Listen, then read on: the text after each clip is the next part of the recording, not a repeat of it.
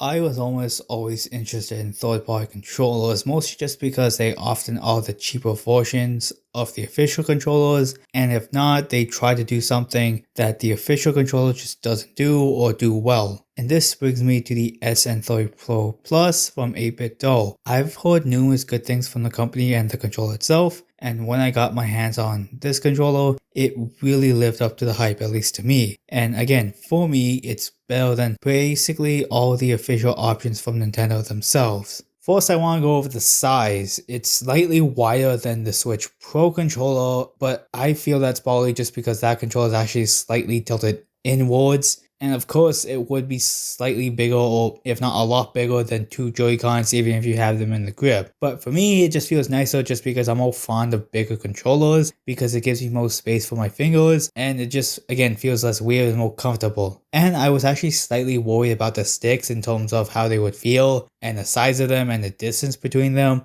But after using this for a good while, that worry basically got shattered, after like the 2 or 3 weeks I've been using it. The closest I can compare this to is the DualShock 4 controller in terms of just how it feels like. But in terms of comparing it to the official Pro controller, I think this is just as good as that. And that isn't a bad thing, it's just both sticks are really great. But in terms of the layout, I actually do like the Pro Plus a lot better just because I like the analog sticks to be on the same plane, and having the D-pad under a stick and the face buttons above a stick is just really awkward to me. But to be fair, I feel part of this is just because I'm so used to how Sony lays out the controller since I've been using the DualShock 2 and the DualShock 4 for so long that, again, I'm just so used to that layout. But in terms of the buttons, it's actually pretty much like the Super Nintendo controller, where two buttons are concave and the other are convex. I don't love or hate this part, but I can say it just feels really nice on this controller.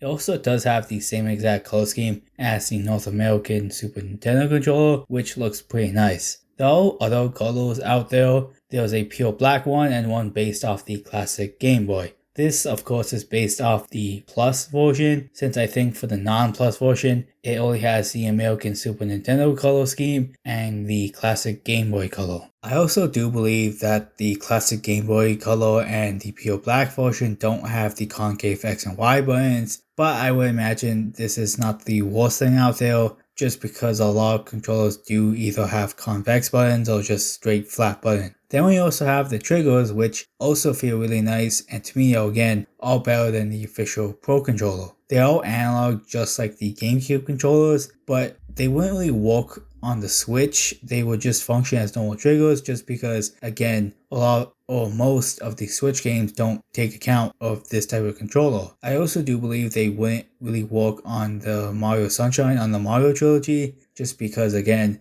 they only really did patch it to work with the GameCube controllers correctly. So again, if you want to play that game, don't play on the Switch with this controller. If you want to emulate on Dolphin, it would work there, and of course it would work with any other game that takes advantage of it. The bumpers are also nice, and I don't really think they're anything special. They're just as good as the official Pro controller, and that's pretty much it. But let's get into the D-pad, and this was the main reason why I was interested in this controller, and for me, it's really good, and I do like it better than whatever Nintendo offers. It definitely just feels really nice just moving it around in 2D games, and for me, when I play Street Fighter, it just feels a lot more comfortable in putting these special attacks, and overall, it's just really good. And definitely, if you're dissatisfied with whatever Nintendo has, you can just get this and basically play all your 2D games on the Switch with this D-pad easily. But overall, the quality on this controller is astounding for a third-party controller.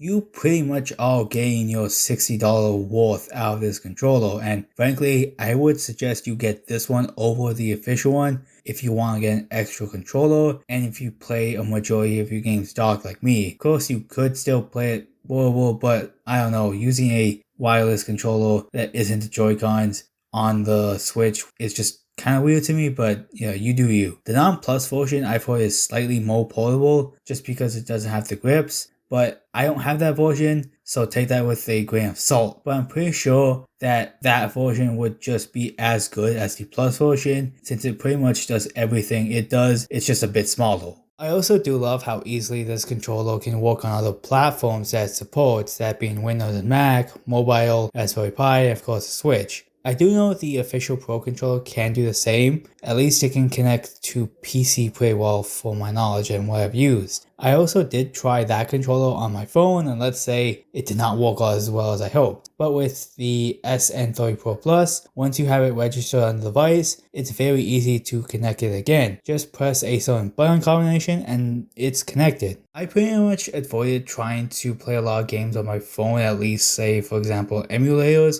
mostly just because I did not like the touch controls, and now with this controller I pretty much use it all the time just because it makes playing those games a lot easier. And plus, when I got the controller, it actually came with a phone grip that you can actually attach to the controller and have the phone just like sitting in front of you. And that helps a lot just because, again, you don't have to set up the phone like on a stand or like anywhere else because, you know, you have a grip. I do know that this can support about like 2.5 inches to 4 inches at least widthwise with the phone, so I think a majority of phones should be able to cover that. And I really do love this controller, as you can tell, and after about 2 weeks of constant use I can say that I am more used to this controller than the official Pro controller. It's just such a good controller for basically every platform that you can use it on. I also did find out recently that there was going to be a second version of the controller that's going to come out, which adds back bumpers similar to the Xbox Elite controller, and there's a switch to help you go from stuff like X input, D input, switch mode faster,